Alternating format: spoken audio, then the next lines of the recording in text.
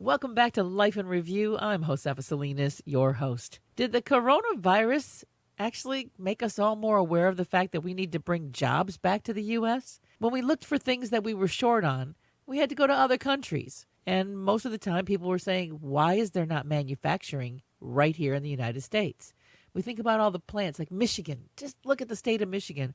All the auto plants that were just tossed aside. They're big parking lots now. How many other states have big parking lots where manufacturing used to be? Is it time to bring it back to the United States? Well, Greg Kozera, Director of Marketing for Shale Crescent USA, is here to talk to us about that very subject. Good morning, Greg. Morning, Josefa.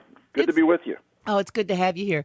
So am I right? Have we realized during this crisis that we depend far too much on other countries for our manufacturing? I think it's like having a 2x4 across the back of your head type stuff, because I think what we didn't realize when we didn't have gloves and masks and gowns and ventilators, we didn't have those because they weren't being made here. We had to depend on China or someone else to send them to us.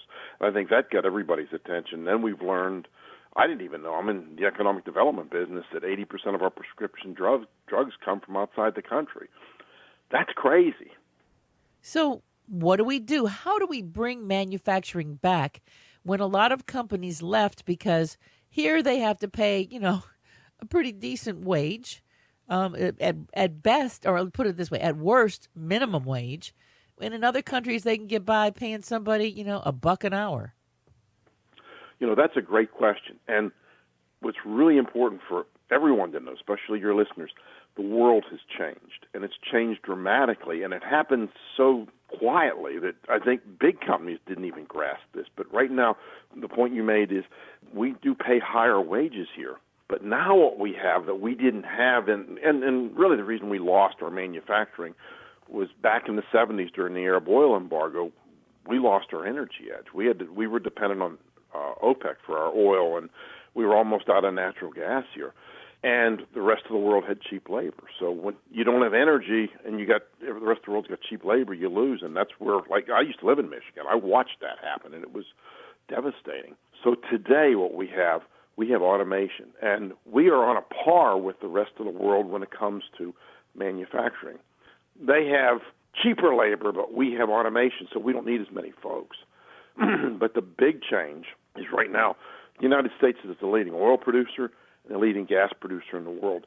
That energy edge really means it's cheaper to manufacture here than it actually is in China. I mean, I saw a report that said we're the leading oil and gas people in the world. When did that happen? That was part of this whole shale revolution. And when we began to use horizontal drilling, we've been hydraulic fracturing for 70 years, so that wasn't anything new. But when our ability, and it's a technology change, American technology to be able to drill horizontally deep underground and access those reserves through hydraulic fracturing, suddenly our shale reservoirs became huge. Matter of fact, where I live here in West Virginia, Ohio, Pennsylvania, right now today, and this changed in 2010, we were making 3% of the nation's gas. Today, this area makes over 30% of the U.S. gas supply comes from here. If this area were country, West Virginia, Ohio, and Pennsylvania, we would be the number 3 natural gas producer in the world. The only place that produced more gas than my part of the country is the rest of the U.S. without us, and Russia's number 2. We actually produce twice as much natural gas here as the entire country of China. So if you're going to make stuff, and let's face it, most of the people that buy stuff, you guys have a big market out there in California, but New York, Boston, D.C., that whole Philadelphia area, look at the East Coast, look at Eastern Canada, that's where most of the population is. So if you're going to make stuff and sell it here in the United States, the most profitable place to do that is right here. Now, well, when you say that we're providing all of this, how does that translate to the average consumer? When you say, gas, what kind of gas are we talking about? We're talking about natural gas. And everybody thinks in terms of gasoline. Of course, we see what's going on with gasoline prices because, let's face it, nobody's going anywhere. We got the demand for gasoline isn't exactly very high. I think I've filled up my tank once in the last month because we're not going very far today because of the virus.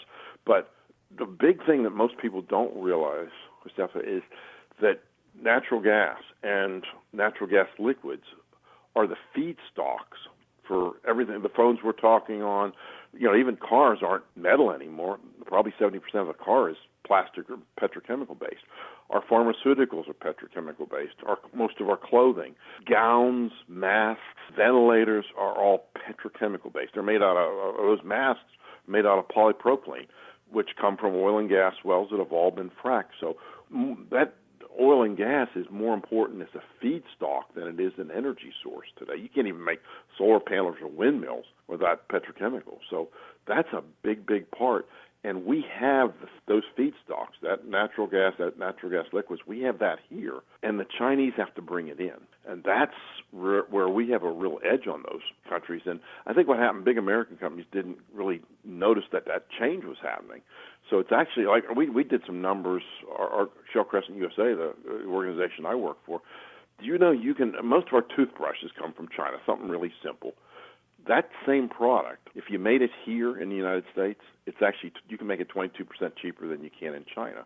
So my message is even to small business or other companies is if you want to grow, if you want to create jobs, what's coming here from places like China that we can make here and make it cheaper? And if you do that, all of a sudden you become very competitive, and American consumers can actually buy those products cheaper if they're made here in the United States, of all things. Now, you said pharmaceuticals are actually made in other places, because I think there was, at one point, they were looking for a particular medicine, and they're like, oh, we have to import it. We're not getting it from here, and there's a shortage on it. When did that happen? When did medicine get shipped over to, where is it, China? Is that where the medicine's coming from? The main three places are China, Ireland, and India.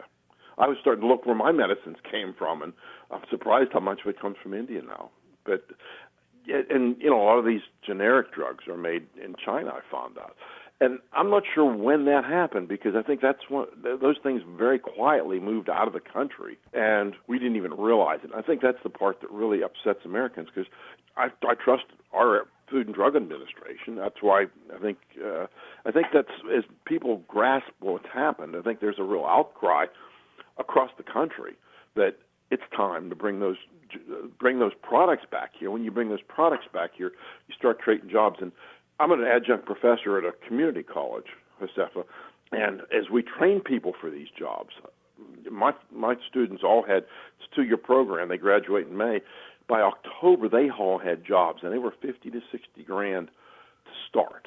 And some of these young people, after they've been in the industry, even 2 or 3 years, are up in the $75,000, $80,000 a year range. So these manufacturing jobs that we're talking about bringing back to the United States, and some of them are already here, they're coming, are not your grandfather's manufacturer. We're not talking about smokestacks anymore. These are high-tech jobs.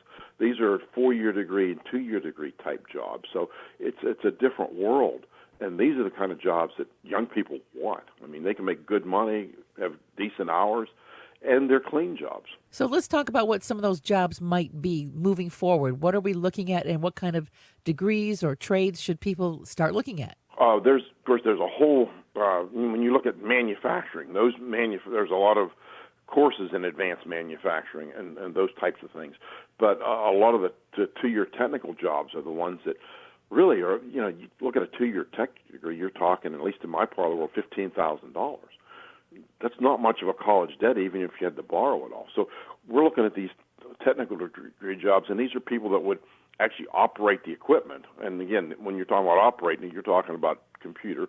But then there's jobs that stuff breaks down. Somebody has to repair it. Somebody has to program it. So these are the kind of jobs we're looking at.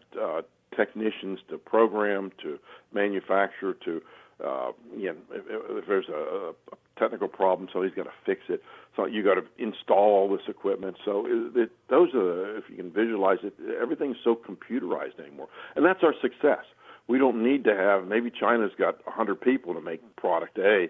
We don't need that many. We can do it with 20. And even the petrochemical jobs that we're seeing coming back here, these facilities are automated. So you're looking at, we got one company, it's going to be about a $200 million expense to build a factory here in this region and make their product. It's a food additive.